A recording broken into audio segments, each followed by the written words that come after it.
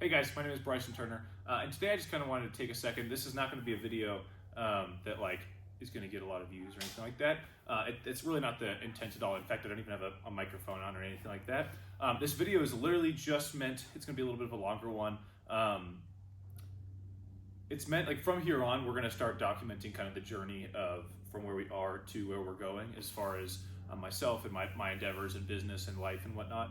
But I guess like I'm 19 and next year we're going to do probably $1.1 million, at least over $1 million in revenue inside of my business. And so the last couple of years have been like this incredible grind, and I wanted to take a moment to go back and detail kind of what that's been like. And I have some videos that I've kind of taken of myself kind of the last couple of years of just kind of the lowest lows. And so that's kind of what I want this to, I almost want this video to be a little bit of like a pity party for Bryce. Not a pity party, but kind of like that, right? Where it's like just shows the struggles where you're scientifically proven that your brain thinking back on things, the reason it's the good old days nobody ever realizes, when everybody's 50 or 60, they think about them being 20 as the good old days. But really in your 20s, like you're miserable, you're trying to get married and be successful and buy a house and have a great business and stuff like that. And it's actually like nobody realizes that it's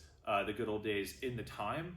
And so I don't want to look back in however many years. I want to look back and like be glad about the journey, but also have kind of this starting documentation of what it was really like, and the super like transparent show the wins, but also have this video to kind of be able to say like, hey, here's all the losses for the last couple of years.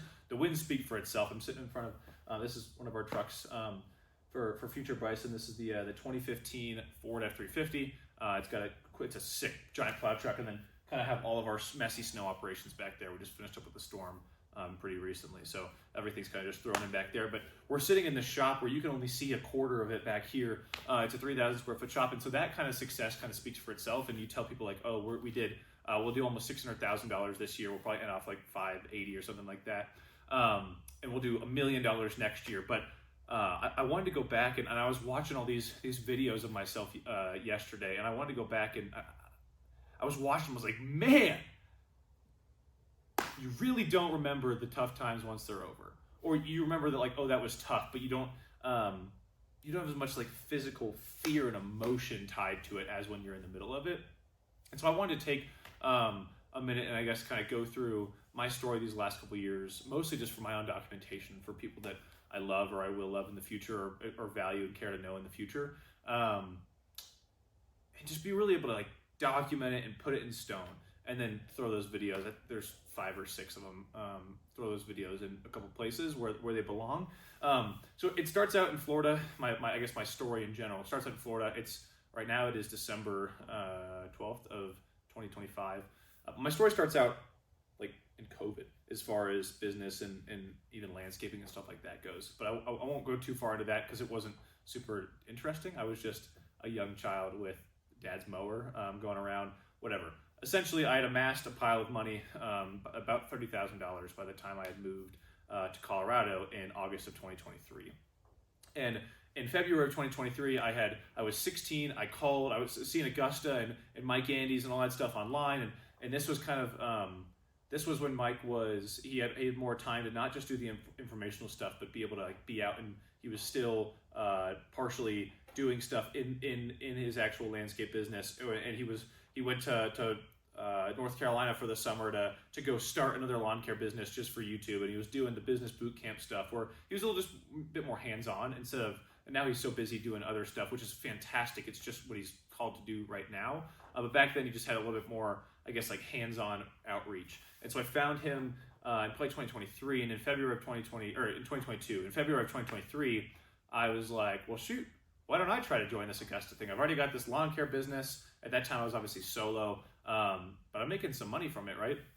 And so I called in February 2023, had this long introductory phone call with Lee Park at Augusta, who at this time of recording and back then was the sales guy and kind of like the franchisee, like the intro and basically from when you want to join to Augusta to when you actually sign the papers, Lee's your guy. and I called him, and we had this good call, and I was like, I'm 16, I'm hoping to join in like December because I already knew I was moving to Colorado. And at the end of the call, I always heard like, oh, they only let in 1 in 5, 1 of 6, 1 of 7 people in. And at the end of the call, so I was like, oh, there's probably not. This was just like an interest call. This is not something where it's ever going to be anything, right? Well, wrong. He would get to the end of the call, and he was like, great. So like, what's the next? Like, do I need to talk to your parents? Like, what's the next step? I think we'd like to have you. Obviously, come December or whenever you want to join, just let us know, and we'll get the ball rolling. And I was like, oh, so now I have to go tell my parents that I'm even thinking about this whole franchise thing, right?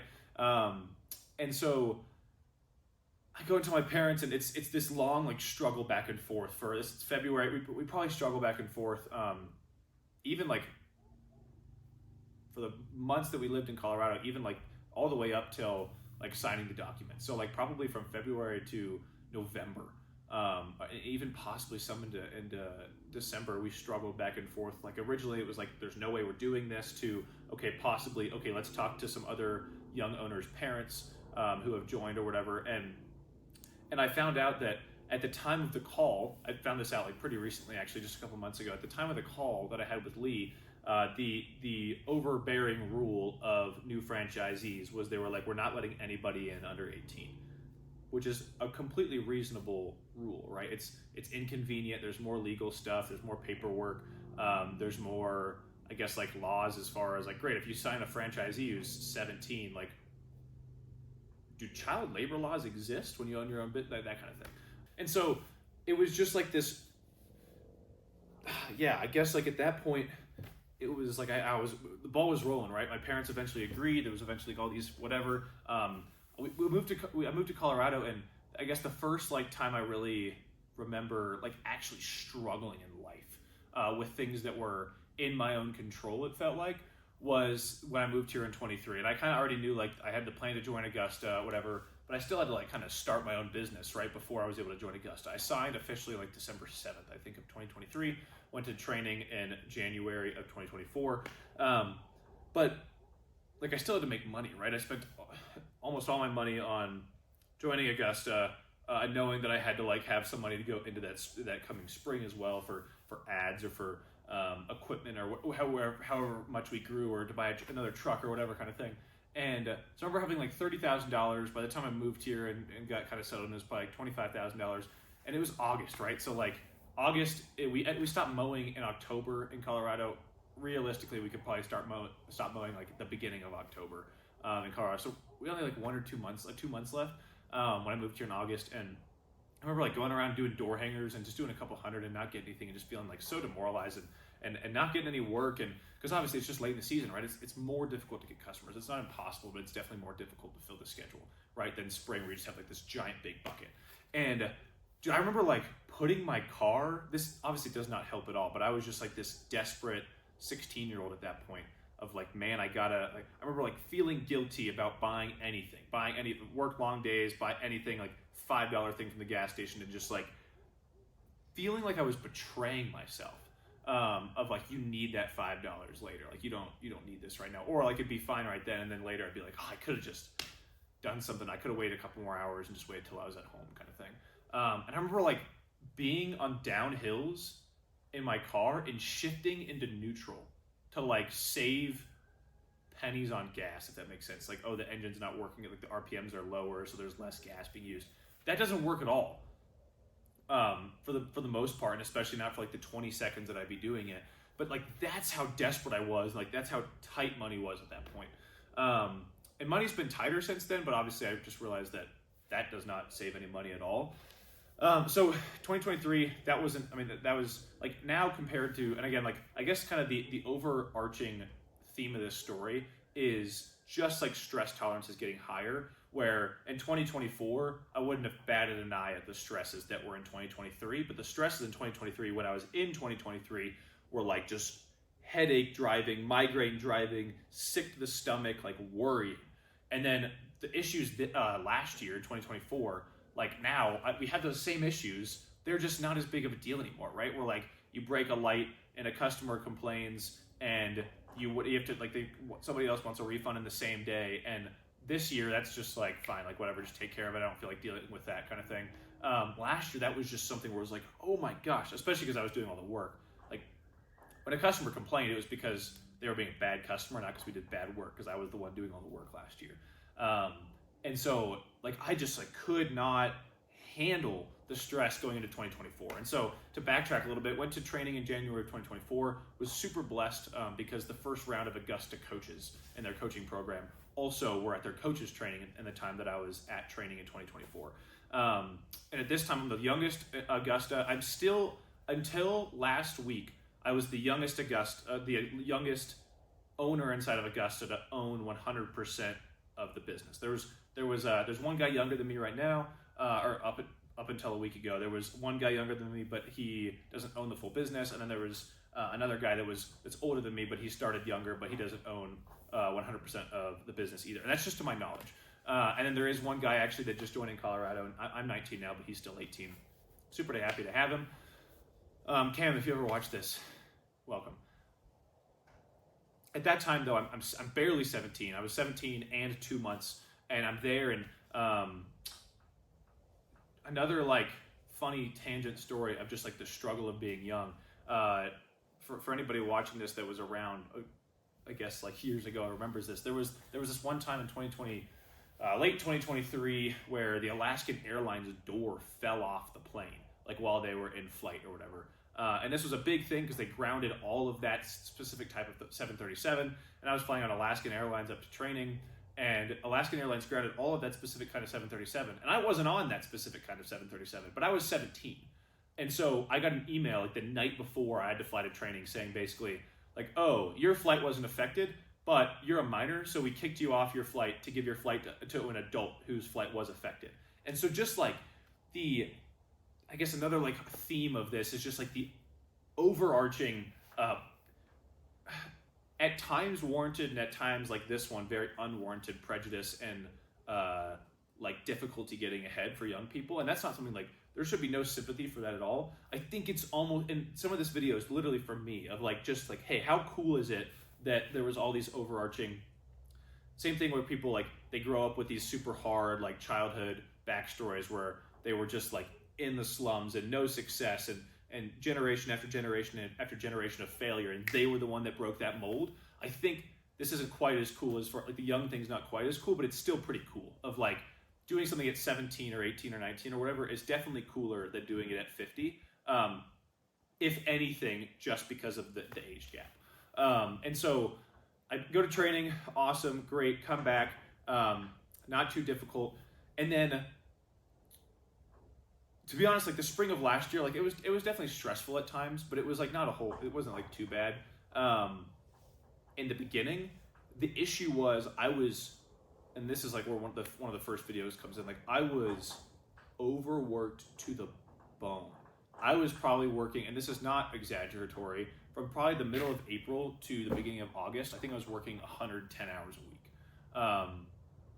Not exaggerating at all. That leaves enough room for 7 hours of sleep a night if I was getting 7 hours. I was probably sleeping 5 to 6 hours a night.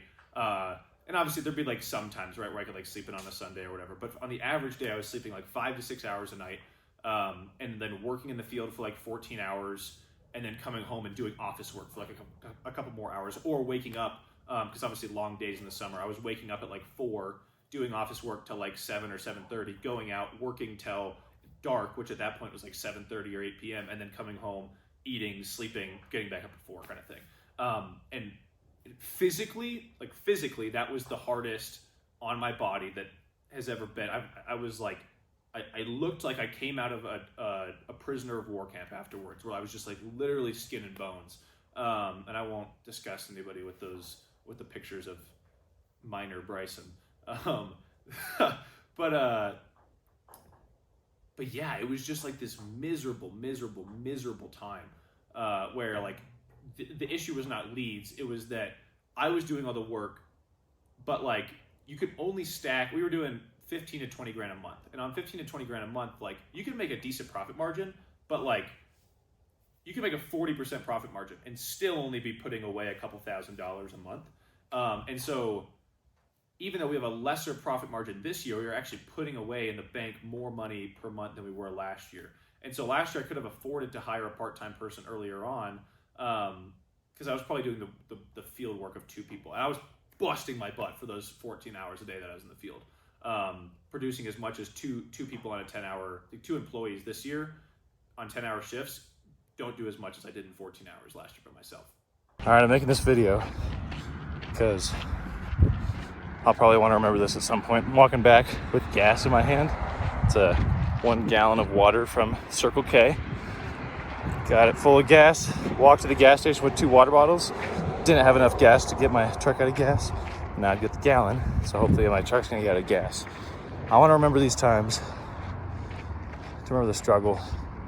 Remember how absolutely painstakingly hard it was. The fact that right now all the things in my mind are a broken light, people dropping us, like, because of our fights. We're doing a very good spot as far as like making money. Truck needs a new engine. Broke the trimmer yesterday. My other truck's having problems. Just ran out of gas. Every single little thing. But I want to remember this. Hopefully I don't delete it, because I want to remember how hard it was, and never take for granted. Also to show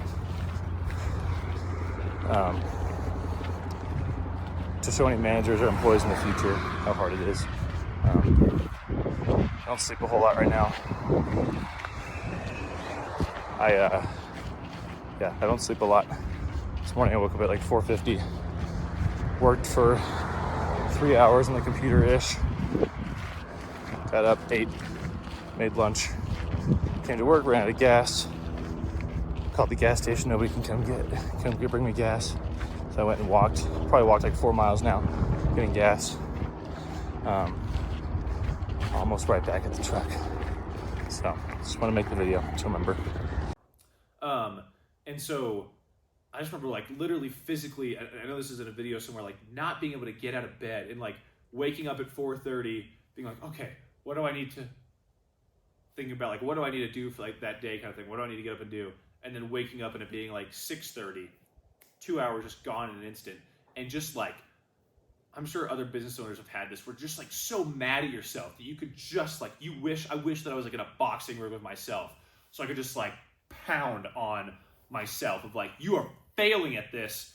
We're not putting away any money. We have to buy this equipment. That was the other thing too, is like we still had to buy equipment. We still had to, I know that there's going to be videos about trucks breaking down. That was actually the biggest thing, is the couple of grand that we would have been able to put away per month.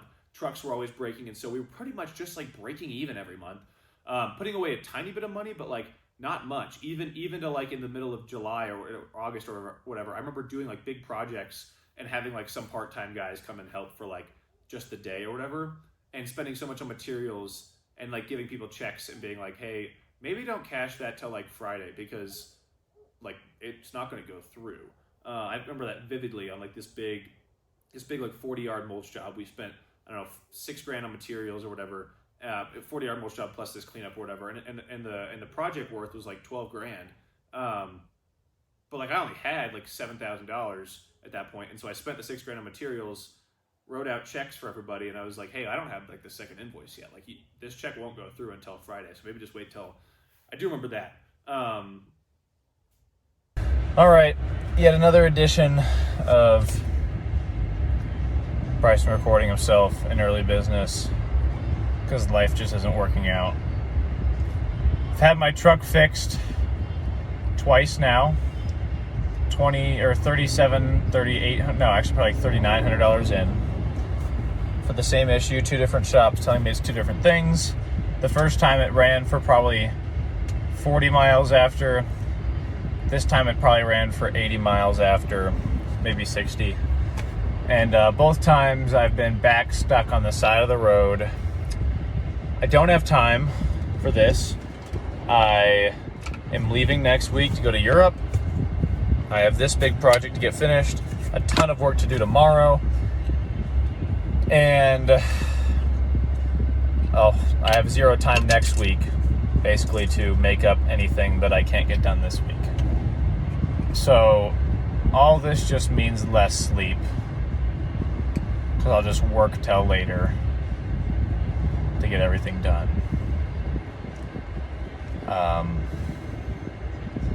I'm just tired of it. I can't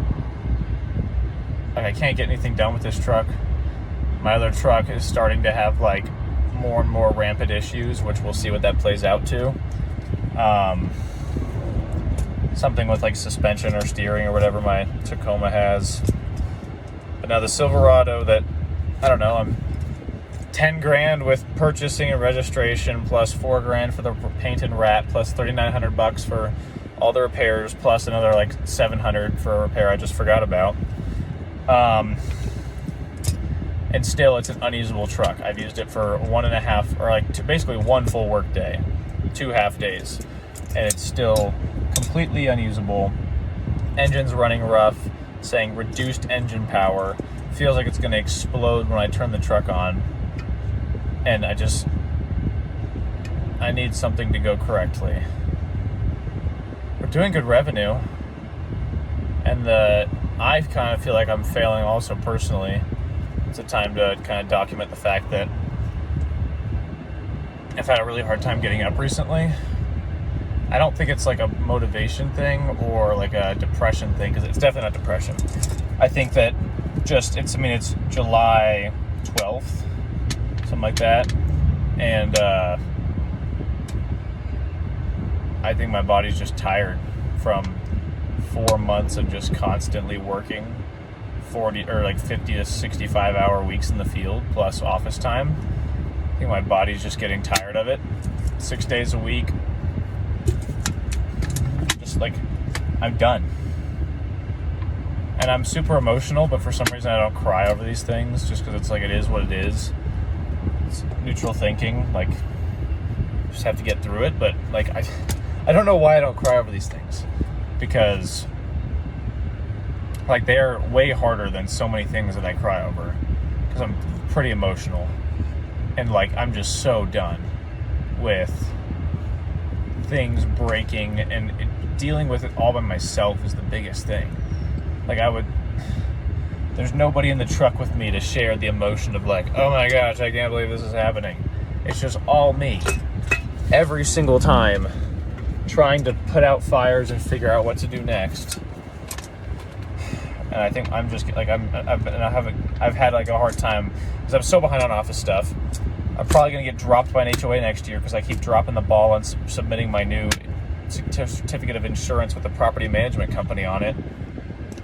So like, I have so much stuff to do, and I cannot wake up in the morning. This morning I set my alarm for 4:30. I turned off my alarm. I set my head back. I was like, okay, what do I need to do this morning? That was my last thought before I woke up at 6:45. Just 2 hours and 15 minutes later, completely wasted all the extra time I was wanting to have, because I knew I was going to have to work till 7 or 8 tonight to try to get as much of a project done as I can, so I could do up more stuff tomorrow. So I cannot get ahead. And it's, like, everything is going right except for the trucks. Most things are going right except for the trucks. There's like little things here and there, sure, like customers complaining, whatever, but I'm not being sued.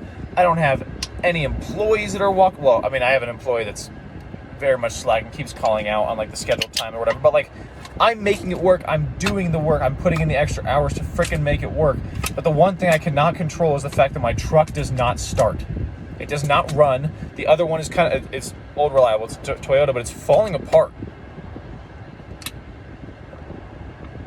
And I don't know. I cannot get it to work. I can't. Truck problems are the death of me right now. And man, like, that was a really hard summer, but then we get to the end of July, where, again, I'm still at that point, I was 18 years old. No, I was 17 years old, in the summer of last year still. And so still, like, very much part of my nuclear family, very loving mom and dad and siblings and whatnot. And we were taking a trip to the Olympics. And it was something like from the very beginning when they were planning it in like middle of 2023, I was like, I can't probably do this. Like, this is not a smart move. For over a year, was like, my business is not going to have any employees to do anything It was 17 days long, and I was like, my business will fail. Like I can try my best, but it's gonna fail if you force me to go on this thing. And obviously it was an opportunity, but also kind of like, I guess most business owners will understand it was kind of like a curse as well, right? What an opportunity to go to Europe, but such a curse to have to be away for 17 days. And so 2024, like the couple months leading up to August, like it was like end of July, beginning of August was this trip. And so the couple months leading up to that, I couldn't afford any full-time people, but I'd try to get like people to come mow, like some friends from high school or whatever, come mow with me for a day or come do a cleanup with me for a day or whatever. And so I leave for Europe with like this list of 5 people or whatever, where it's like, hey, we realistically only need like 1, maybe 2, maybe 1.5, whatever, to get this, like the weeks of mowing stuff done. And so surely we're not going to go through all 5 people, right? And I'm going to let just this video that comes on explain kind of what happened with that. There's no reason to like reiterate that, but that was the lowest I felt, and like, it might be the lowest I've ever felt, to be honest. Well, here we are again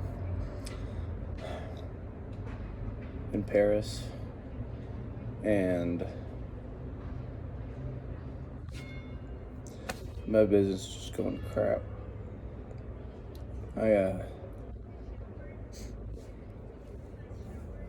The last week and a half, I've just been dealing with everybody flaking. Before I left, I was like, I wasn't really sure about it before, like a couple months before I left. I was like, this is gonna be solid, man. This trip wasn't really my choice. Obviously, I'm super grateful to be on it, but I wouldn't have made it nearly as long. I probably wouldn't have gone, and just in general. But if I did, I wouldn't have made it nearly as long. I'm here for 17 days, which is just too long. It's 3 mowing weeks. And the first one, everything got done, barely. Fired 1 person, 2 other people completely flaked out. And then this week, I was down to my absolute last option. I've exhausted every other method or person that I have. And yesterday was a crap day. He started late, then the mower broke. Just had to go get a different mower. He had a backup mower. And then he went really slow, and so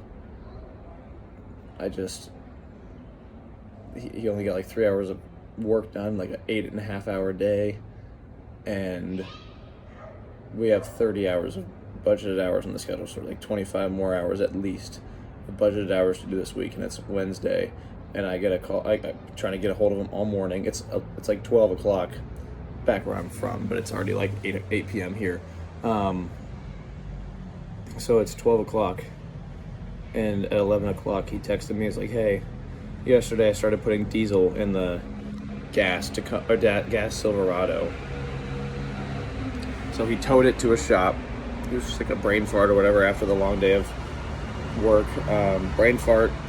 And so, I mean, like, I'm not mad about that. Mistakes happen, things happen. I get it. He didn't drive with the diesel, which, like, he did everything correctly with that. Sucks, but, like, mistakes happen. I'm not mad about that, as long as the truck's okay. But then, he's like, in addition to that, so by that time of the message, I'm already like, oh my gosh, that's going to put us behind this week. But by the end of the message, I'd found out that, I don't know, like, how close he is to his grandma or whatever, but apparently his grandma died, and then his sister or his cousin or something like that tried to kill himself.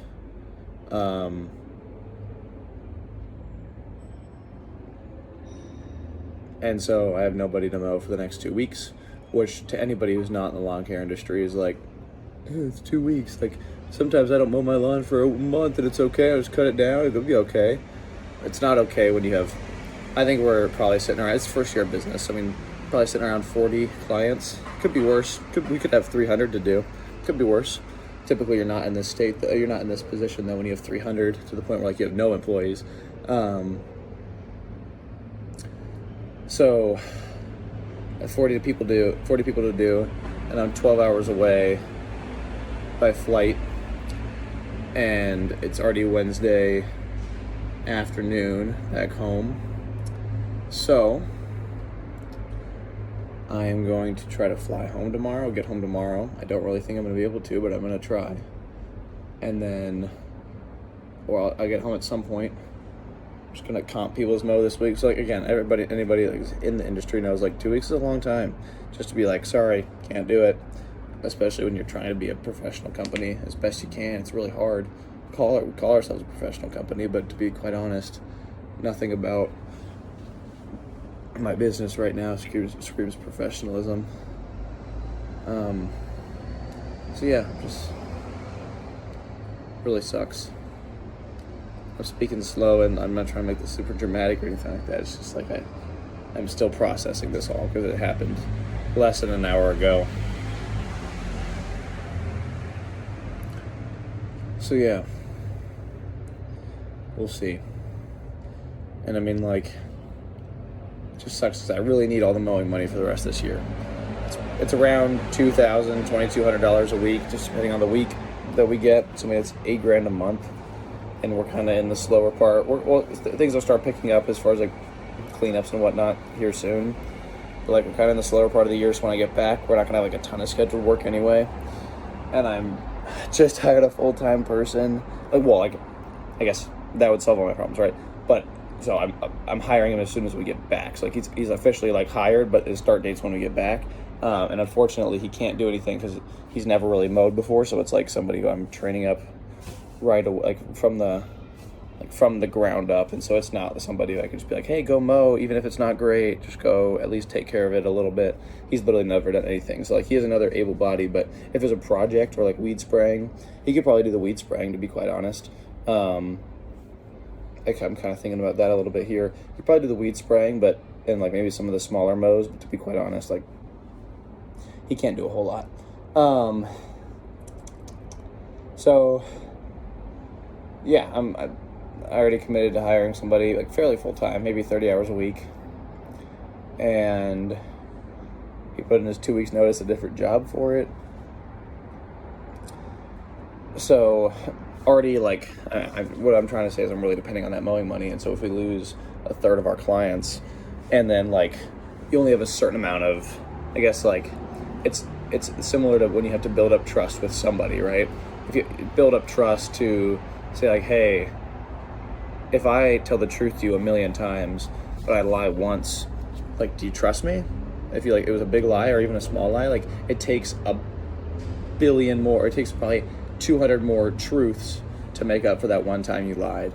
And I feel the same as with business, especially when you have like commercial properties of like, hey, you can do great every single week, but that one week that you don't do great, that's what they remember. And they remember how it inconvenienced them slightly. And so the next time you don't do great, so like, I guess if you have 50 people and 5 people leave the first time you don't do great, next time you don't do great, maybe 10 people leave, because there's a threshold of like, each time you don't do great, a greater and greater amount of people are probably going to leave. So if the first time 5 people leave, the second time 10 people leave, the third time you do it, maybe like 15 more people are like, they keep messing up, whatever. So like, even if we only lose 5 people this time, we're one step closer to losing 10 more people the next time, is I guess what I'm kind of trying to say. And the nice thing is too, like, we're going to probably try to at least double next year as far as mowing goes, probably at least double. And so like, the nice thing is that it'll only make up 50% of our clients that have had one mistake. And in the long run, that's not a huge deal, but in the short run, like, this is a freaking big deal in my life. And so it's really screwing me over. So 8-minute long video. It's good to kind of process some things, but I don't know. Who knows if anybody will actually ever see this.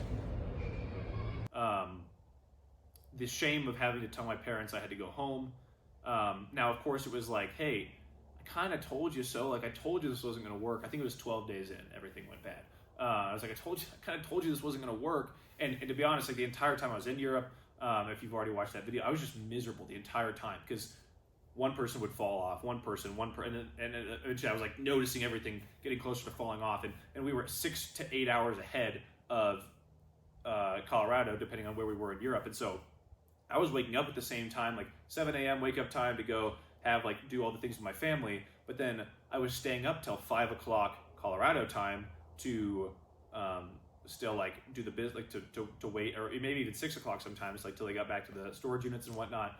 And so 6 o'clock is 2 a.m. in like Germany. And so I was sleeping for like 5 hours, getting up, being stressed all day long, trying to scrape any fun out of Europe I could, but just like overall just seeing this like impending doom coming further and further and further. That was probably the hardest time of my entire life, because it was coming off this culmination of like being way overworked, way like just this like scrawny shell of a human that was just like battle scarred from selling and estimating and dealing with customer complaints, and also working in the field, 90 hours a week. 90 hours, probably 90 hour weeks in the field, plus doing all the stuff at home and whatnot, and just not having a life, and not having just like being just completely utterly exhausted and overworked. And then I'm like, oh, this is supposed to be this awesome vacation Europe trip. Would have been an amazing trip had I not had anything like kind of holding me back. But yeah, that all happened. The rest of the year, there's not a whole lot of videos, I don't think, for probably the rest of that year. Just because after I got back, like finally trucks started not breaking as much, or when they did, it was kind of like covered by, oh, this should have been fixed by the place last time, so they covered it for free. So trucks started breaking a little bit less. And the aftermath of that video is like, actually, I am going to say something here. This is like utterly embarrassing for me to say. And I hope to never be forced.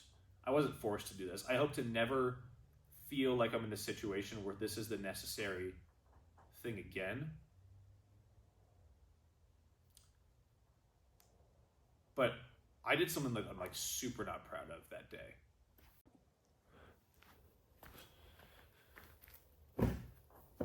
I had to make sure that the camera was rolling again before I told this. So I found out it was like noon on Wednesday in Colorado, but it was like already 8 p.m. Yeah, because 8 hours ahead. It was 8 p.m. On Wednesday night in Europe. I think we were in Paris at the time. And I get the text that like the last straw has fallen. And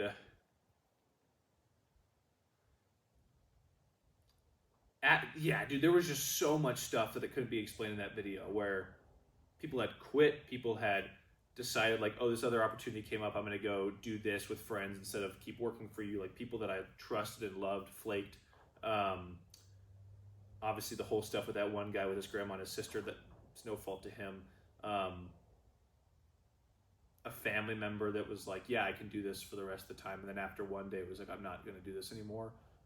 Which like no hard feelings, no hate or anything like that. Just made it so difficult. Like, perfect, I found a solution.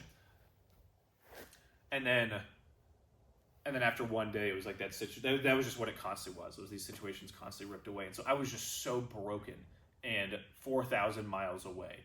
And just like, just a complete loss of things to do. That at 8 p.m. I got that text, that call or whatever. From 8 to 10 p.m. it was like us figuring out what's the solution. And from 10 p.m.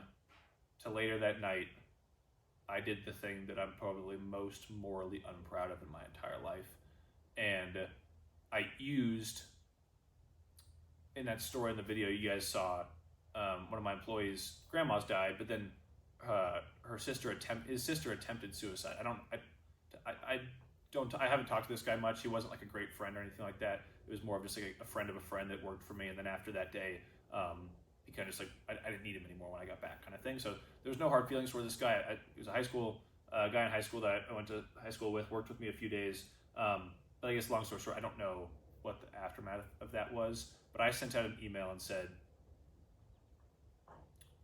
basically our excuse for, it was Wednesday, I was flying back the next day, or early on Friday or whatever, so I was going to mow everybody that I could on Friday or Saturday. And we ended up getting through most of it, at least the bi-weekly, some of the weeklies we skipped. And in order to preserve the most amount of people, which this definitely did preserve some people, and that's why I'm mostly not proud of it, I wrote an email saying,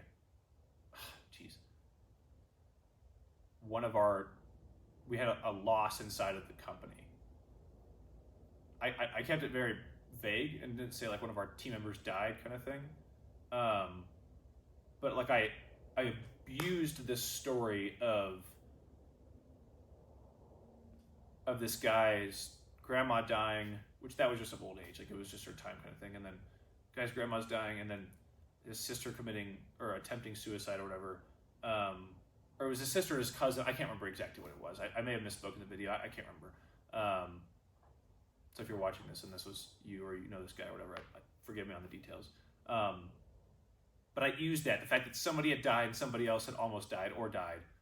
And I like abused that and told our customers like we had a loss inside of the company was like pretty much the verbiage I used. Not saying anything directly, but also like definitely implying. And we just got a flood of emails saying like, oh my gosh, I'm so sorry. Yes, please take your time. If you don't get to us this week, it's okay. And like, that's what I wanted. And I think back on it now and I'm like, I legitimately never, though that was the immoral solution, I could not think of another solution. And I like going back on it, I wouldn't do what I did again. But I guess like, yeah, man, it was just the culmination of like just this spring and summer that were like the hardest times of my entire life. And then I go on this trip and it's like, blah, blah, blah, blah, blah. Everything's like people are flaking out. People are leaving. People are, just flaking out's the thing I hate the most. And like this, it wasn't an empire by any means, but like this mound of sand that I had like given up my life for almost the last months or whatever, like my baby, was like all of a sudden had a giant toddler coming towards it, ready to kick it down.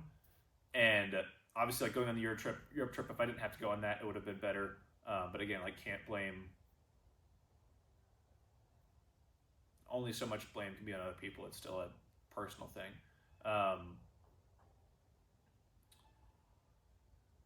And that was like the only solution in my mind was that. And I'm not happy with that at all. And that's like the moral compass that I could work on every day is to like, I never want to do that again. So fast forward, the rest of that year went pretty well, right? Like we were pretty break even and unprofitable the rest of the year, but like we're here today, right? The rest of the year had to have gone somewhat well. Snow, we pretty much broke even, everything like that. One cool butterfly effect story that I'll tell was in the winter of 2023. It was actually the first snowstorm ever. I was doing this client's driveway that we had picked up before the snowstorm. I was shoveling it, and I look over and the house next to it, the backflow preventer. So like the thing in the sprinkler system that stops water from being pushed back into the house if there's like built up pressure or whatever. They hadn't had the system blown out, meaning getting the water out of it yet. And it was below freezing, and so that metal burst open, and there was water spraying everywhere. It was like gushing that's like 5 to 6 gallons a minute that it was just gushing everywhere, making ice all over driveways and whatnot. So I go in, it's probably 6 a.m. and I go and knock on this guy's driveway or this guy's front door. And I'm like, hey, I have my snow shovel in hand. I'm like, hey, I'm not trying to sell you anything. You should maybe go look at that on the side of your house. Cause like at this point I had not a clue how to do anything with sprinklers. I was terrified about them. I know a bit about them now, but I was terrified of them. And I was like, you should go figure out what to do with that.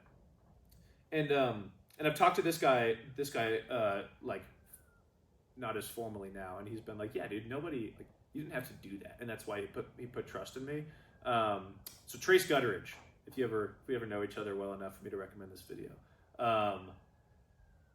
he was one of the recipients of that terrible email later on. But anyway, he came back out. This is the winter of 23, and this is like late October, and he's like, hey, do you do this for a business? And I was like, oh, I got my snow shovel in hand. I was like, I think so. I mean, I'm here at 6 or whatever. Or 5:30, and so he hired us on the spot to do his driveway the rest of the year, and then don't think anything of it. Just another guy, pretty cool guy, but just like another customer kind of thing. And then he's emailing us about something with his lawn, like middle of spring rush, and last year in 2024. And at the end of it, for some reason, I see like he's such an ideal client. He's an amazing guy. An ideal client to us is like somebody just lets us do our job and only emails if there's like a real issue. And so he emailed about something of like either just like asking for a spring cleanup or whatever. And the bottom of his email signature said, Trace Gutteridge, owner operator, Chick-fil-A Northgate. And I was like, oh my gosh, we work for the Chick-fil-A guy? Like I go to Chick-fil-A, I went there today kind of thing. And yeah, I guess it's just like a testament of God's favor, like the butterfly effect, and this entire story is a testament of God's favor. So I'm patiently, like, we're not set up to do commercial snow or even commercial maintenance at that point. So I patiently, the rest of the year, I don't say anything about it. Like, I don't even bring it up to him, kind of thing. I think doing his blowout one time, we talked about Chick-fil-A a little bit, so like, he knew whatever. But I didn't ask him for any of the work there or anything like that. And then we get this big November 6th of 2024 hits, and we get this over the next 4 days. We got 3 feet of snow in 4 days, and that's like a whole nother. There's a whole struggle story there, but it's from me being an idiot. That we didn't have any truck plows or anything like that. That blue machine back there, which is a great, fantastic, awesome sidewalk and driveway machine. That was the only thing we had, and we had 2 pretty decent size, like at half acre to acre size commercial lots, and that's a 4-foot blade. That's an 8-foot blade. But clearly, I don't know if you can see it, you're not going to be able to see it very well, but like the 4-foot blade's like, it's this big and this tall. That thing weighs 1,000 pounds. That thing over there, probably like the actual blade part of it probably weighs like 40 or 50. And so you can see the difference. But I was like, oh, 4-foot blade, 8-foot blade, or 7.5-foot blade that we had last year. Like, it's going to be able to do it in like half the time, right? By the way, this has wings on it. That has nothing. So all the snow just can fall off the sides. So anyway, I proceeded to work 85 hours in 4 days. So 85 out of 96 hours to do the couple commercials we had. Plus we had a handful of residentials and stuff like that. It wasn't a big snow outfit by any means, but it was just me and this one other guy just pounding out this entire storm. I fell asleep while driving multiple times. But that was like just a Bryson stupidity story. That wasn't like a struggle bus. Like, that's just grinding the business story. That was just me being an idiot. And so anyway, I'm waking up from like my 19 hours of sleep that I got after that storm. I slept for like almost an entire day, and I get an email, and it says, it's from Trace Gutteridge saying, hey, Bryson, this is Brian Stahl. He's my facilities manager. The company that we had that did snow removal for us after the storm just pretty much just put them out of business, and they're downsizing. They don't think they're even going to be in business next storm. It was like Saturday, and we were supposed to get snow on Tuesday or something like that, or maybe it was Friday. We were supposed to get snow the next Tuesday. So he's like, we need a bid from you guys. And so that day I go out and give a bid, and sure enough, we get the contract, right? Obviously there's some favor there because we already do his house, and he knows we're a good company, but we get the contract. I don't even own a snowplow. And so we got a snowplow. The rest of the year went off without a hitch, and then all of a sudden we get another email, just to get God's favor again, a couple months later, saying like, hey, this other Chick-fil-A, North Academy, which is just geographic, just like a couple miles below Northgate, the one we already had. Like, they basically just took that location away from the current owner, and we're taking it over. And this is funny, but they just like fired everybody, fired all their vendors. Like, if there was any difference in vendors between what Northgate and North Academy used, basically Northgate, the owners and the operator or whatever, just fired everybody down here because there was a reason that wasn't succeeding, right? So they were just like restarting. And so even down to like the landscaping and snow guys, they fired everybody down here, and they just brought us in. So now magically we have 2 Chick-fil-A's. And so that's been like, not only like the growth doesn't stop there. I cannot tell you how many accounts we've gained, or like maybe not accounts, because commercials, like, you can have a couple accounts in commercial and do a lot of money. The amount of monetary gain that we've had, where I've just been able to name drop, like, yeah, we do Chick-fil-A, Northgate, North Academy. Because what more reputable business other than Chick-fil-A, right? That's a cool story that I want to remember for a long time. So let's fast forward to 2025, this year, because the rest of the year, like, that was just a cool story over the last winters. But like, winter just kind of went off without a hitch. We didn't have much trouble with snow. There was a good bit of snow. We made enough to break even. Nothing much to say. But we went into this year, in 2024, we did $150,000. We went into this year with like $4,000. We had like $4,000 in January. Again, like, I was able to afford a part-time guy last year, but like, realistically, for one, I probably shouldn't have had him.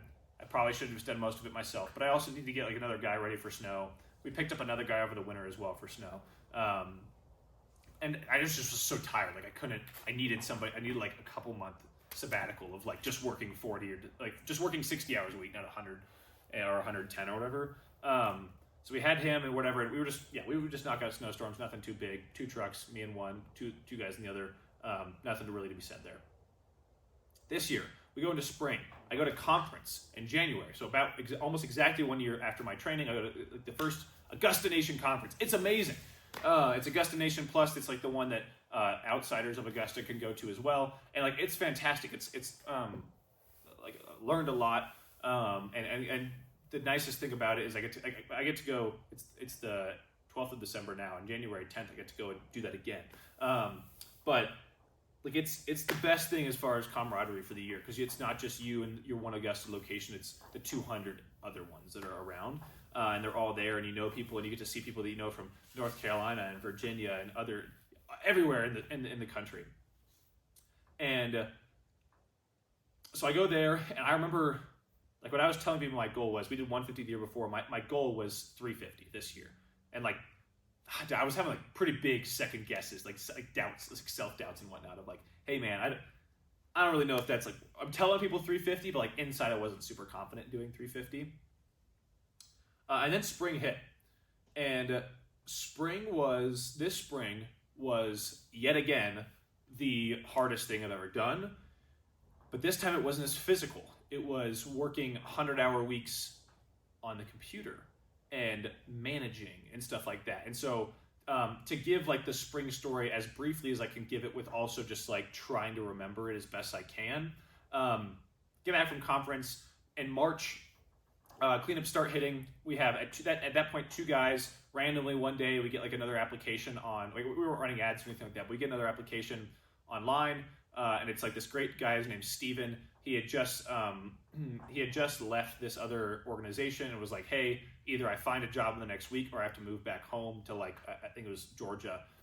Actually, I know it was Georgia. Steven, I hope you watch this someday. That'd be awesome. I love Steven.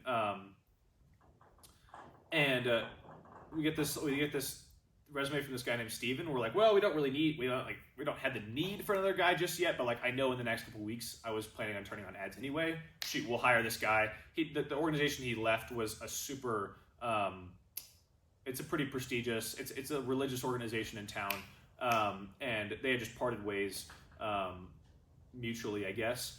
And so I knew that, like, if a guy was good enough for some ministries, he was good enough for Augusta Lawn Care as far as just like moral character and personality and stuff like that. So I hired him on the spot. We met at Chick-fil-A for the interview. Hired him on the spot, and so now we're at 3 guys. And then there's another video around this time talking about the exit of Milo, whenever that'll play. And so now Milo's gone, so we're back down to 2 guys, just Andy and Steven. And now at this point we're like getting into April, where we had taken these subbed accounts from Garrett and Glendale, and so we were driving up to Denver. So one guy at the beginning of April was driving up to Denver. We start mowing April 15th. They start mowing April 1st. They're just a little bit lower in elevation, quicker growing grass early in the year. Awesome. So one guy starting in April's already going up there. So now I just have Andy. So there's just one guy. And so then we hire another guy, and we hire, I'm trying to make sure this is the right, I know, like, at that point, basically over the next like 2 weeks, we went from having 2 guys and 2 trucks to basically at some point, like, we got another truck and 3 more guys. So we went from 3 to 2 to 5. We had Andy and Steven, then we hired Devon. So that's 3 guys, and 2 trucks, and so we were still fine. And then I hire Ryan, but Ryan lived in California, so he wasn't going to be able to. He was hired, but he wasn't going to be able to start for another 3 weeks because he was moving. I think I hired him on the 8th. He could start on the 28th. That's in one of these videos somewhere. And then we hire Ethan at some point down the road, and so now we're at 5 guys. We have 2 trucks, and so we have to have 3 trucks.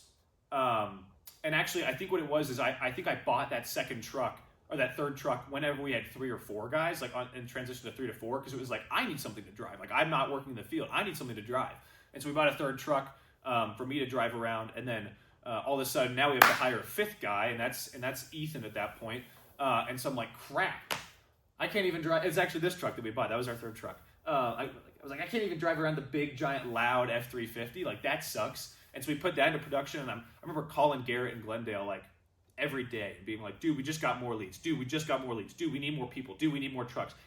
Am I being an idiot here, or is this the right decision? Because it feels like just buying more assets and growing our capacity is the decision right now, just because of how hyper-growth oriented we want to be.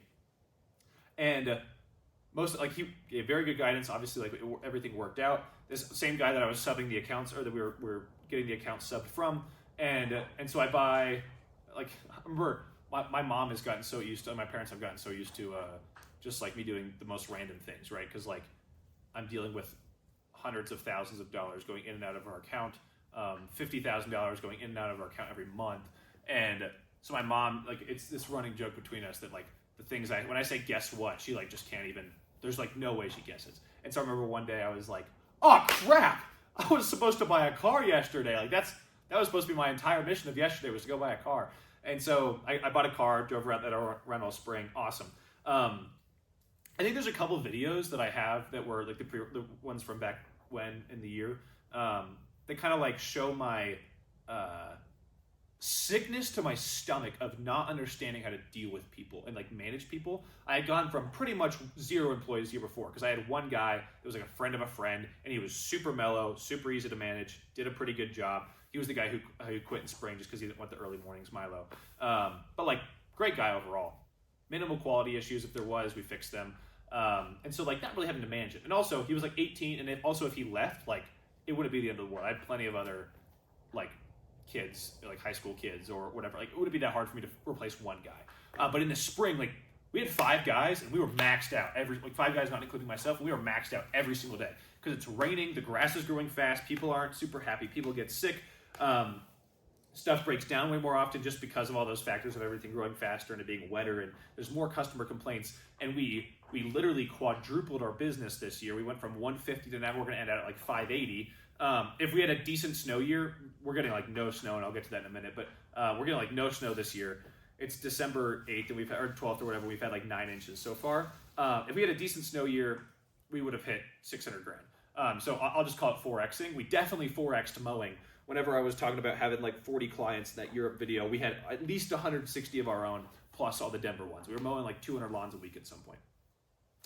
And so like, yeah, dude, it's just like, something that's not super conveyed well in the videos is just like the constant sickness to my stomach. And like, I would give myself headaches just thinking about, and this is probably a better thing than not thinking about people, but like, I would know people's financial situations or personal situations, or the fact that Steven had never worked with his hands in his life before, and so he was really struggling physically to like the first couple weeks to start like getting his body in shape to like keep up and whatnot. And so all 5 people's like any like remarks, so we didn't know each other that well, and so some people would make remarks.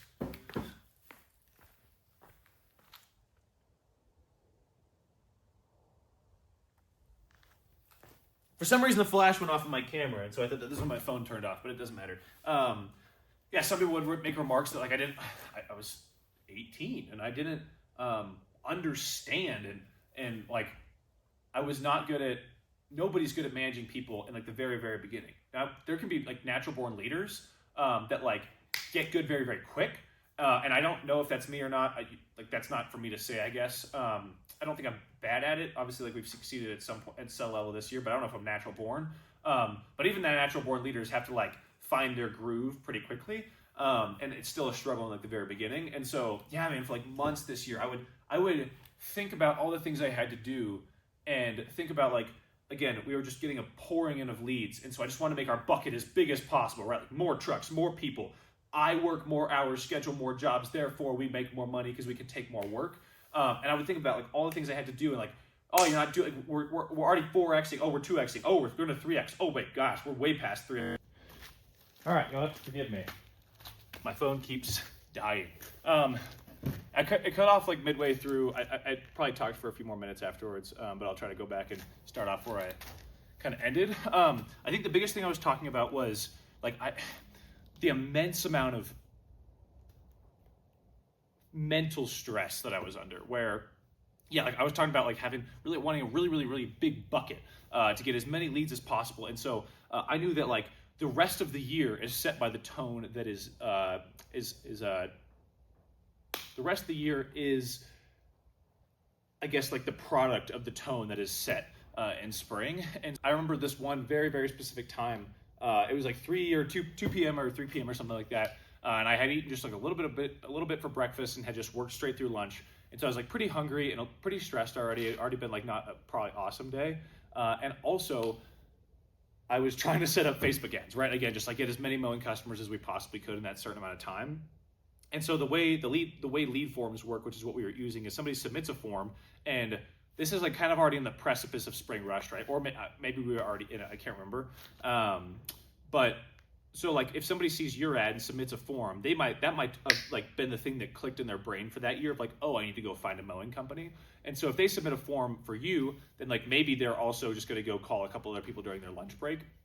And so the industry average and goal, or standard and goal, is to be like, lead form comes in, you call them within like 1 or 2 or 3 minutes. And so I remember like setting up all these ads, starting them, having them run, CS starting to get clicks, and be like, all right, it's only a matter of time till we get a lead. Oh my gosh, we just got one.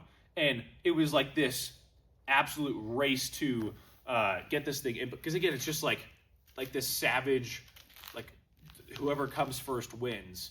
Whoever's the first to call them wins. There's this statistic where as long as the price you give them is like reasonable and they've heard it before, most people will accept, or 70% of people will accept the first quote that you give them. So if somebody calls in for mowing, and you say, as long as you don't say like, oh, it's gonna be $120 per mow for our average like 3,000 or 4,000 square foot lawn, as long as it's like something that they view as somewhat reasonable, they value not having to go call other people and having awkward human interactions over paying like a couple dollars more. So if you say $55 when the next company may have been 48, if you can get to them first, they're going to say yes, you're 55. And so that's like the goal, was like call these people back as soon as possible. And I remember getting this first lead, and I was already super hungry, and I got so stressed literally in like the 2 minutes inserting it that I got like the worst migraine I've ever had in my entire life. And because of that, I like could basically almost do no work the rest of the day. And so just like the entire year, and it's been good, right? Like again, I'm talking about something that I've already talked about right now. And so if it's already in the video, awesome. If not, I'm going to say it again. And I'll just cut it out if it already is. With the growth that we have, I pray for, like, again, my prayer to the Lord on high is, let us have growth so that I may accumulate wealth so that it may serve your kingdom. And so in that, like, if I ask for growth, we're going to get leads. And the leads were the things causing the pain. But you can't ask for growth and then ask for no pain, right? And so what I really ask for is like just the strength to get through whatever the year might bring to make us as successful as possible. And so, yeah, these years are just like this, comprised of like this incredibly like difficult and demanding, and I guess some would say toxic, not like to other people, but like just what I'm putting myself through of this time. And I guess any entrepreneur has been there, kind of thing of, hey, just day in and day out, 7 days a week, 14 hours a day, just grinding, man, grinding. And yeah, like this spring was so difficult, and it wasn't physically difficult. I was never physically exhausted. I kept on a little bit more weight this year, but still lost quite a bit just because like literally this time was just like still didn't have time to eat. I wasn't working on the field, so I wasn't expending as many calories, but I just didn't have the time to eat.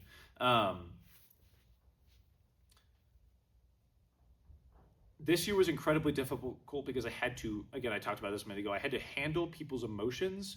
And the thing I talk about, and I was talking about this in one of the videos, but I had never come up with like a good visualization for it, but I now have, and it's because it's been like 6 months since then. This is pretty rudimentary, but there's this side of the spectrum and there's this side of the spectrum, where this side is like, oh, princess, let me take care of everything for you. Oh, you didn't test a piece of equipment and then you took it out to this job and now it doesn't work because you didn't test it when you were at the shop. Oh, let me go stop what I'm doing and bring you a different piece, or whatever kind of thing. And there's times for that, but it's not every time. And that's where I was like stuck closer to this end of it things. And then the other side is like, tough crap, you're an adult, go do your job.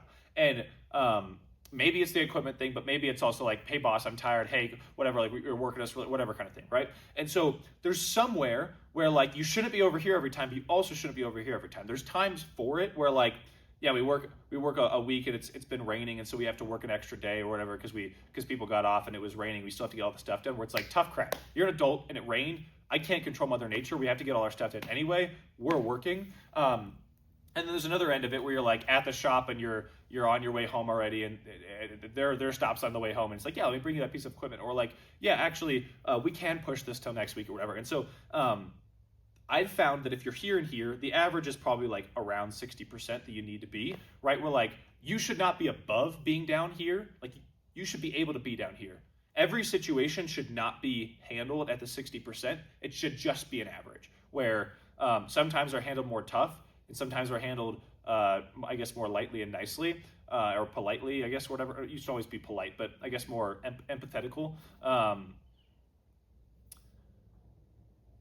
And your reaction should be discerned anywhere in between this, but the average should be 60%. And so I was probably more on like that 20 or 30% at the beginning of the year, because I had never had anybody quit because of something that I had done. We had Milo quit, we had Milo quit, but that wasn't because of like anything that I did wrong. He just didn't like the industry. Now, this is what he told me, right? Like, if there was flaws that I had, he didn't tell me them, and so I'm totally willing to take ownership for them. But and I'm sure I did things wrong, but it wasn't like a blow up moment where he's like, hey. In fact, we had like meetings, like I talked about this in the video, like a couple weeks before at like Texas Roadhouse, saying like, hey, we're manager all this stuff, kind of thing. So he was on board. So there was nothing where he was like, screw you, Bryson, whatever. And even into like this time this year, I don't feel like we haven't had anybody quit, because there hasn't been an instance where somebody's gone, because you did this, I quit. But I have found the reason I've been able to find that 60% is because I've had more individual reactions that add to I guess kind of my repertoire of decision making. And so in the beginning, I had very little decisions that I had made, and I had nobody quit. So I had like no idea. It was all over the place. I had no idea where to be in this range. But I still haven't had anybody like quit because of something I directly did or said. We fired everybody. We fired everybody. Out of all the people that have not been here, that are no longer here, that we hired at one point, either they quit after the first day, just wasn't like same expectations. We laid them off, fired them, or we had one person move. And so like nobody's quit. As far as like bad terms, something I did, but I've had more decisions where it's like there's been pushback on certain stuff or whatever, where I've been able to find that in between. And so yeah, dude, spring was just such like a mentally like my stress tolerance was probably like here in the beginning, in like 2023. It probably got to like here in 2024. We were like, man, this is a huge gap. Like this is like a double, triple, quadruple, whatever. And it's probably like here now, right? Where it's like just this exponential. And next year I'll do things and I'll think back to this year and I'm like, that was easy, right? Because my stress tolerance has grown. And so it can be the same, it can feel like the same difficulty every year, but actually you're growing. And so that's one of the biggest things that I've learned to, as business owners, and as entrepreneurs, like people that are very entrepreneurial, or even like some people that can work under somebody else but are still like just goal driven.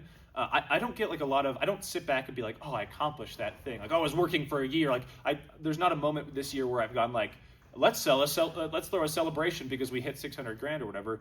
The things that I notice as celebrations are more often personal things for me. And obviously I'm still never throwing a party for it, but the times where I'm like, nice job, Bryson. It's never like, oh, we hit this revenue, or oh, we got this contract, or oh, we got this shop or this truck or whatever. It's never a monetary thing. It's more of a, hey, you would have reacted way worse to that last year, and talking to myself, and like I'm proud of you for like the increased stress tolerance. Just knowing, because it's a well-known, I don't know who says it, but it's been said many times, many different people. The person with the highest stress tolerance will make the most money. And so like, just because like the more things you can still have go wrong, I guess the best way to put it is the more things you can have go wrong, and the more people you can have quit or be mad at you, or be expecting or judging or whatever of you, and trucks can break down, or trucks can be in accidents, and customers can hate you, and you can make mistakes. But the more you can have that on your plate and still sleep like well enough at night, and still get up and like execute on the next thing that needs to happen, and ignore the things that you can't control, then that is who will make the most money, because they can physically not crack. And so that's been like the biggest thing that I think that's been, that's holy word vomit. That has been the thing that I think I'm most grateful for, is just the ability to not crack and just like get really close to that line, but then have the stress tolerance grow and be able to handle it. Alrighty, today in the life of Bryson, actually it was yesterday. And I'm kind of like, I'm not in like the super depressed states that I have been in my previous videos. But yesterday was probably what I've called like my worst day since the Europe incident. We start mowing next week. It's like, it's go time. Like this is the time, it's go time. So we start mowing next week, and yesterday a problem developed where somebody's complaining at us for stuff that we didn't do. So it's like very confident that we can kind of like resolve the situation easily, but it still takes like the mental dread of having to know I'm going to spend 30 minutes convincing the other person that we're not at fault. I made a stupid mistake a couple months ago to make these business cards where it's like, hey, we'll pay you $10 if you leave us a review. Don't lie, but just say we're hard workers kind of thing. Somebody found those in one of their hotel rooms. No idea how it got there. They left us a 1-star review. It's basically like, I cannot think of a worse review to get on any topic. Because on any, like if we did bad service, or if people think we did bad service or whatever, we can easily just be like, yeah, that's not really what happened. Like, apologies for thinking you think that way. We want to resolve the situation for you. Please reach out, and we can do it super cordially, make people impressed. Like almost like a 1-star review that is responded well to could be almost as good as a 5-star review kind of thing. This one, there's just no way. Like it's the worst one you can have. It's terrible. And then the kicker was finding out that Milo, so who kind of like my lead guy was, I was banking on, like I was having him do a lot of like the little tiny stuff that wasn't worth me doing. Like, hey, I could go get these carabiners, or I could sell all this money and work, or Milo could go get these carabiners, and so a $20 task instead of a $100 task kind of thing. And so yesterday, after I told all the team, yeah, he's going to start doing more management stuff. The goal is to have him be a full manager next year. After I did all that stuff, he called me last night and was like, hey, I don't think it's going to work out. Like, this is my official 2 weeks. Not that, like, I mean, it was a very cordial conversation. It's not like I hate him, he hates me. I think some of it's just, he's 18. He hasn't grown up yet. Because it's like, I'm a night owl. You know, I worked nights at my last job. And lawn cares early mornings. It's like, well, welcome to adulthood, brother. Like, it's gonna be early mornings your entire life unless you work like an actual true night shift job in which there's other consequences or natural consequences of that, as far as being married, having kids, whatever. So like, chances are you're gonna be working in the morning once you get a real job, or another real job. This was a real job. Once you get another real job, like 98% of the population, you're gonna be working in the morning. So I don't know. It's almost just that. He needs to probably just mature a little bit. But yeah, like I had started banking a lot on him. I had started planning a lot of stuff with him. All that stuff. So I don't know. Really disappointing. Not disappointed in him, but just really disappointed in the situation. Next week's go time. We're subbing out stuff for Denver. He was my plan for doing that. Now I got to figure out how to get somebody else to Denver and trust them in Denver, so I don't let Garrett down. Yeah, I'm not like in like a super emotional state about it right now. I'm just hoping I have a better day today than I did yesterday. But yesterday I was like, the fact that I held back from just like bursting out in emotion is wild. There's a bunch of deer. So yeah, it's not the craziest greatest days, but I don't know. My mustache looks terrible in this video. Whoever's watching this in the future, probably looks like I have like a airplane flying on my nose. It's not how it is. I'm growing it out to look like a more mature estimator. So, all right. The last couple weeks have been pretty tough. I think the last video I made was when Milo was leaving. So let's see. It is. Well, I made the video about Milo leaving on like Wednesday or something like that. And then it's not the next week, but the next week's Tuesday. And 6 days into Milo saying he had his 2 weeks or whatever, he just quit. So we lost Milo on Tuesday. Actually, Milo's last day was last Monday, actually, I think. Maybe Tuesday. I don't know. Not super cool. He basically just like dipped on us. Today, I think, was supposed to be his, today would have been his last day. But yeah, he just dipped on us. So not super cool. The thing I'm struggling with a lot right now is leadership. I don't feel like I'm giving my guys that much stuff. I've also put myself through like absolute hell before. Like, I've also given myself heat stroke. I've like worked a 14-hour day kind of thing. So it's like, what's a 10-hour day of just cleanups kind of thing? Yeah, it's kind of annoying, but like you get through it. You're making $20 to $25 an hour like most days. Andy's doing great. He's in Denver. I know he doesn't want to be on this route probably for long. My mustache toy looks like super weird in this. I don't know. Trying it out. It helps people think I'm older for the estimating. It doesn't look this weird in real life, I promise. But yeah, Andy's doing great. He's happy with his money. He made $42 an hour yesterday for 10 hours. So like, and I think he made like 22 today. So like, he's not making any less than like 22. 22 is like about the average. But then like there is a couple of days where he'll make like 42 just because like the type of jobs they're lined up. Yeah, Steven's where I'm struggling. We have a guy. I just hired a guy today. He won't be able to start. Today's the 8th. He won't be able to start till the 28th. So it's a good 2.5 work weeks that he won't be able to start, which is not necessarily ideal. However, I think that, sorry, super distracted. They totally, oh, never mind. Yeah, definitely like annoying, but also he seems super solid. He was a collegiate baseball player, so like knows commitment, knows sticking through stuff even when it sucks. But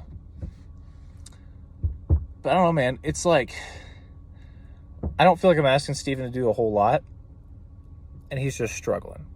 And this is like a great, it's just really adding to like my stress. Like, we refunded a $3,000 project from January last month.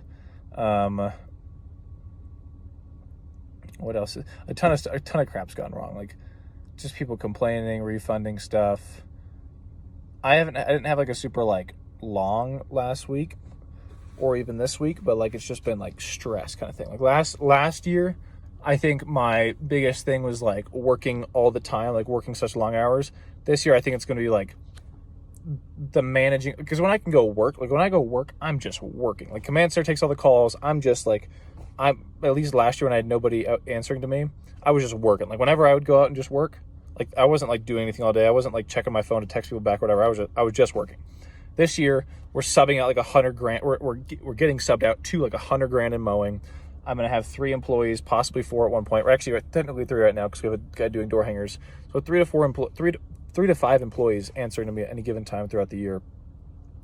And it's just like hard. And this is, I mean, obviously this is why solo operators, like you'll be in group chats with solo operators and they'll be like, oh, I tried employees and that sucks. They can't get them to do anything. It's hard to get them to work.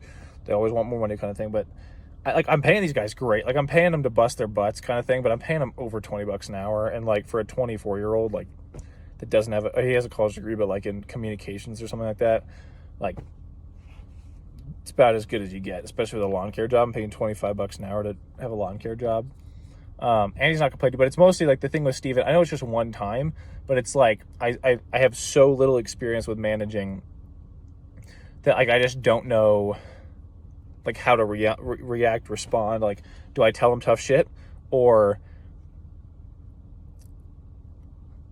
do I do like, I guess, do I tell him that, or am I like, oh yeah, man, I get it, come back to the office, or I'll go help you every day kind of thing. It's definitely not the second one, but also like, where's the line between the first and the second one? Where do I have empathy and where do I just like be like, deal with it, dude? And that's my line of like, I don't have any case studies where I was like, okay, I did this one time and this guy quit because he was like, oh, you suck, man. And I did this one time and then he ended up like relying on me too much, thinking that I was just going to let him get off easy every time. So I don't have any case studies. Like nobody's ever quit except for Milo, and that was just because of the kind of work, which is like, I mean, Steven shows the same signs of Milo's not being cut out for it, but has a better attitude about it, I guess is my thought. So if I'm realistically thinking about it, now, I think Steven probably won't last more than a year, which is fine. I think he wants to move on to other things anyway. Could be completely wrong. And it's not because he has a bad attitude. I don't know if he's cut out for the work or if he's like the stuff he's done in the past has cut him out for it. So we'll see if those words hold up. But yeah, and I think like with this hiring process, it kind of sucked like figuring out how to hire. But like since I got, his name is Ryan. Since I got Ryan, like I figured out kind of like I tried a couple things and then I tried one thing and it really worked. And so I think that like just having the job paused, having this thing called Spark Hire where like different people can interview and like they do a video interview, pause, all that stuff. Like I think now having that all set up will be a huge asset to, like, if Steven quits, hopefully we can have somebody within like a week kind of thing.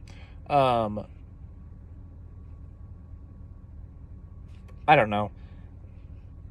I think I'm just going to stick with it and just give it, like, next week we start mowing, it'll be like the same, he'll be doing the same thing all year anyway. So it'll be a little bit monotonous, but at least it's not, like, he like knows what he's getting into. So I don't know. Just like, I like documenting this stuff. Maybe it'll end up on YouTube. Maybe it'll just be something I show my wife, my kids, my parents at some point maybe, or something I keep to my complete self. I have no idea.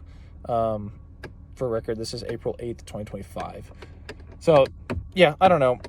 I'm not like having a pity party. I'm definitely like, I feel down a lot of the time, but like I have a lot of like, I have a much better neutral thinking than last year where I'm like, it is what it is. We move on. We get through it.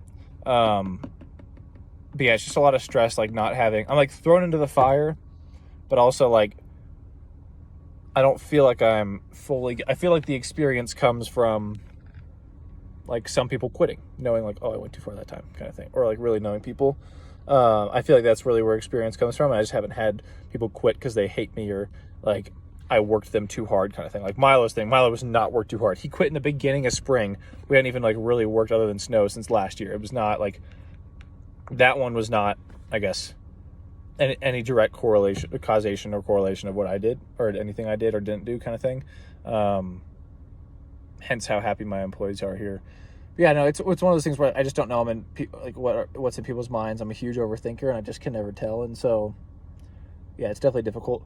But I don't know. We'll get through it. If it was easy, everyone would do it. But anyway, about to meet Steven after not really that hard of a day, if I'm being completely honest. But I mean, not that hard of a day, but also this is his third week, brand new to it. First time doing cleanups by himself. So sure, I believe it's a hard day, but about to meet Steven after a hard day. We'll see. All right, I wasn't planning on doing this, but this is the same video, guys. I was just in a sweatshirt, but I wasn't planning on doing this, but meeting with Steven went very well. I think me being at the yard is so much more crucial than I thought as far as like being able to debrief for 5 minutes. I know it's 100% important because Mike preaches it all the time. Everybody preaches it all the time. And I 100% believed I was on board, but I guess this one, I wasn't planning on making a video, but I guess like I am so much more confident that he's basically just like processing his, he's not processing unhappiness with the job. He's processing like, hey, I like the job. I like you, talking about me like the boss or whatever. This is great. I'm going to be way more excited when we're mowing next week kind of thing. But today just sucked kind of thing, which is fine. It seems like he probably has one of those days like once a week. But again, if he can, which first of all, I think if he's with people, it'll be likely, one, it'll be, if he's doing it, it'll be completely warranted. I completely underbid a job. Yeah, everybody's gonna be grumpy. Or for two, if it's like today where like he finished 9 budgeted hours and like 9.5 hours with drive time, which is like great. It's like 23 bucks an hour. If it's one of those days, then like, I think that, and then just the jobs just kind of sucked. I think that'll completely eliminate his, down days, if that makes sense. So yeah, I think he's doing great. I talked about like, hey, let's do like us three need to do bowling or Top Golf or whatever this weekend or next weekend. Which I guess would have to be this weekend because he's going to be gone next week, whatever. So yeah, man, I think I wasn't going to make a video, but I think I am now, just being like, hey, I still have no idea what the hell I'm doing. But I think that meeting gave me stability, confidence of like, all right, let's focus on other things. Still empathize for him when empathizing is needed. He just needs more than Andy. still empathize for him when he needs empathizing, but I do think that, like, if I could say it best, I know I'm rambling, I think he is really the one being more like, tough shit, to himself than me having to say it. And I think, like, he's processing it himself, and I just need to stand back and be like, yeah, man, today wasn't the most fun. But yeah. Cool. Well, I'm doing significantly better. Maybe I'll listen to happy music on the way my next drive. But yeah. Here on day of the life of an 18-year-old business owner, it is currently 5:50-ish. Not crazy early, but also, I guess, earlier than I've been used to waking up just because I've gone to bed so late normally.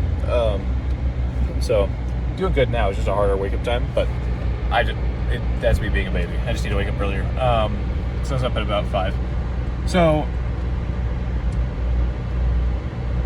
today is my graduation. However, the reason I'm driving at 5:50 is because I got to go pick up a rental truck. I have to pick up an employee so that he can put up his insurance for the rental truck, so that we can drive to Denver to do our sub accounts. So the rest of this year has looked like just pretty normal stuff. We've had guys go in and out. We've had a couple, like Ethan and Ryan, and Andy part-time is still here. And the other guys, again, we've either laid them off, or there's been a couple guys who have been let go, fired, and we had one guy move. Now we're in snow season. It's not freaking snowing. It's December 12th. By this time last year, we probably already had like 50 inches in Monument. Monument's average per year is 100 to 110. And it's December 12th right now, so we're probably at least a third to a half of the way through the snow season. And so far, we've had 2 events for a total of 9, maybe 8 inches. So not awesome. But like the favor we've had as far as what we can grow. Like, we didn't have, the only thing in the back in this corner, first of all, we didn't even have the shop this last year. We just had that Rhino, and we had 1 truck with a plow on it. Now we have 2 brand new trucks. They're financed, but one of them with a plow. This one's, even though it's the 2015, it only has 50 or 60,000 miles on it, maybe 70 now. So this is like a fairly like, it drives like a new truck kind of thing. All these snow blowers, we have one more snow blower that's not back here, like the really big ones. It's like $12,000 in snow blowers we have, and all these big plow trucks, and I'm looking at a couple more of our trucks outside, and just like the rest of the shop here that I'm looking at our office, and literal like couches that we have for guys to come in for snow and just like kind of talk and whatever before snowstorms, just kind of hang out, ping pong tables, food for people and whatnot, and just the rest of like our landscape stuff. And we have labor laws signs now and stuff like that, where it's like, those are the weird signs of success, right? Where I put up our labor laws poster, I was like, we're legit now. We could get sued pretty easily. Those are the things that like I get satisfaction from. We did a snowstorm last week. The one big one, we had like 6 to 8 inches, and we billed out like $12,000 during, or 10 to 12 grand during that. So it's like, whoa, that's pretty crazy. We were doing 15 to 20 grand a month last year, and in one snowstorm we billed out 10 to 15 grand. So I think that's like that's kind of the end of the story of where I'm really at, and like the absolute struggle that it's been the last couple of years. And I think the biggest books that have gotten me through that, probably How to Win Friends and Influence People is a super easy one. It Takes What It Takes by Trevor Noah. He actually died of cancer a few years ago, but he was Russell Wilson's mind coach, and Russell Wilson played for the Broncos and is washed now. He's terrible, but he's a Hall of Famer, right? And he's definitely known for, like, regardless of what life's thrown at him or what his season's been like, always being the same guy and the same, whether that's morals or perspective on life, outlook on life and whatnot. Neutral thinking is a lot what that book preaches. Just being able to, like, again, stress tolerance thing. Having a bunch of bad things be able to happen, and you say, I cannot control those. The ones I can, I will make unemotional executive decisions against them, and the ones that I can't control, I can't control them. So I'm just going to go work on the things I can control. Never split the difference. That's a good one. CIA, hostage negotiator. A lot of stuff just like how to talk to people. The one thing that I noticed myself getting really good at this last like 6 months, which is really weird, is just like talking to people really well, especially with estimates and follow-up calls and stuff like that, where almost every conversation, unless they're like best friends, every like estimator to customer conversation is like expected to be a little bit awkward. So being able to break down that wall super duper fast and easy, where like you could almost just become on the same side and put forth more of that, not lackadaisical, but more apathetic of like, if it's obvious you're trying to get this customer to buy, that means not a lot of other people buy from you because you're like, hey, I really need this sale kind of thing. But if you're more like, hey, let's see if our company is a good fit for you kind of thing, that's just something that I've found working really well recently, and I actually really enjoy selling this way. They're like, oh, these people don't really need our business. Like the customer's like, oh, this company doesn't really need our business, but obviously like seems like a lot of other people use these people because they're not like hurting for business. I'll probably use them too as well. And so that's something I've just gotten really good at recently, is like crack it, like making the awkward joke, or making the joke to like take it from awkward to not awkward. For example, the other day I was doing this in-person snow estimate for this bigger driveway. And she was talking about how like her neighbor, she found us from her neighbors, and her neighbor, their son was in the the Air Force, but her daughter was in the Army. And the Army Air Force game was that weekend. And so she was saying like, oh, I'm having a Army Air Force party or whatever.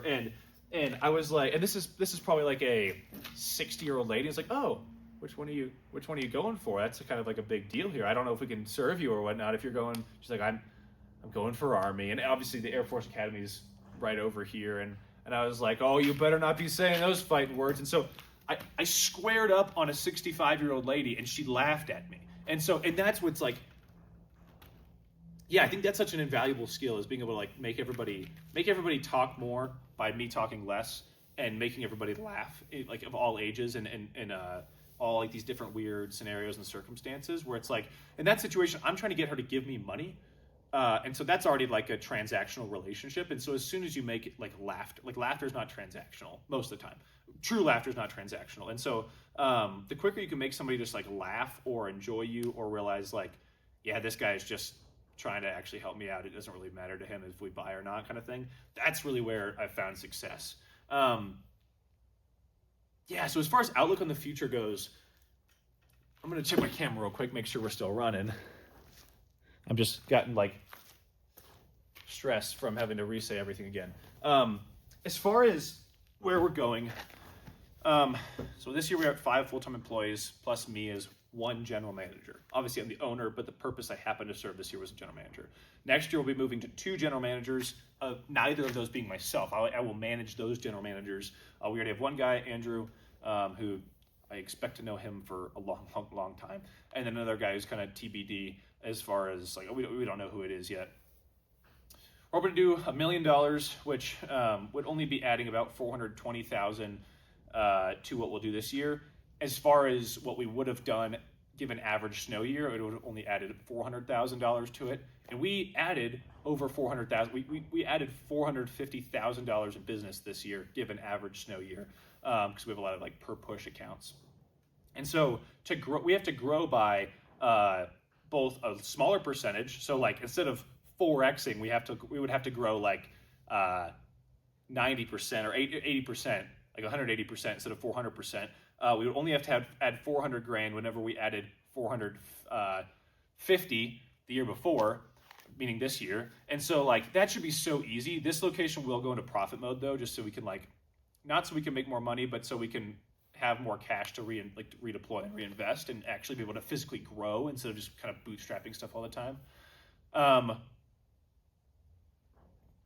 Yeah, I'm very excited for this next year, and I want to be able to document it on video a lot more, and that's something Andrew's going to be helping with over the next couple of months, and then hopefully we can get somebody else to do it after a while, as far as like paying somebody. But yeah, I wanted this, like, again, this video is not for views. It's truly for my future wife and my future kids and my future employees, and my future managers, and my future friends who want to insight onto what early business was like, or the future people that I recommend business to, that I'm like, hey, this sucks. It's not just like this end goal of $1 million business and awesome.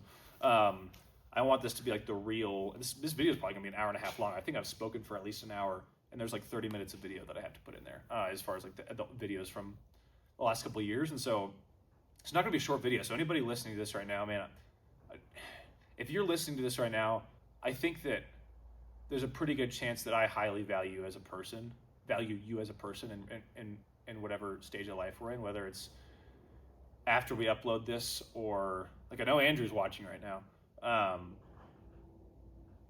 Whether it's after I upload this, or in a year, or in 5 years, or in 10 years, or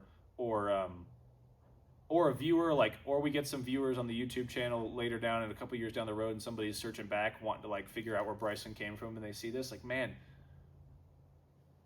I'm so grateful. Yeah, I'm so grateful. The goal, my long-term calling is missions. I am a devout Christian, and I feel that my calling has been, I guess, missions work over the years. I've been working with an organization called Mission of Hope for the last, let's see, I'm 19 now, so 12 years since I was 7, almost since I was 6. Started fundraising when I was 6, so maybe 13 years. And I don't know if Mission of Hope's who I'll work with forever, but that's got a calling on my heart. And thankfully, I got that calling when I was younger, and so it wasn't like when I was 7. The calling was not like pack up your stuff and go, right? Because that's not in any practical sense. But the calling was, hey, this is you long term. And so there's a lot of missionaries, and this is getting religious, but this is who I am. So I hope you keep listening. There's a lot of missionaries that get called, and they do get called to they're 35 and they get pack sell their stuff and move right away, and they got to send letters back and say like, hey, if you could you donate $25 a month for the rest of my life to be able to support our mission and keep us funded and whatnot. And there's no shame in that or anything like that, because there's people that God literally tells to go now, and there's certainly a time and a place for that kind of fundraising. Thankfully, as far as like, I like doing things. Clearly, like, we're in this shop right now. I like building things and being the vessel in which change is made, whether that's business or missions or relationships or whatever. I like being the vessel in which change is made. And some of that's like a personal, I guess, like a pride thing that I work on quite a bit.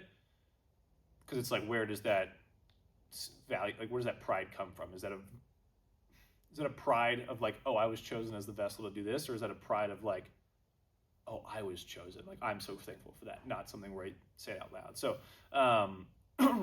yeah, I want to grow to quite a bit of money and locations. I hope to grow to probably the $20 to $30 million a year mark.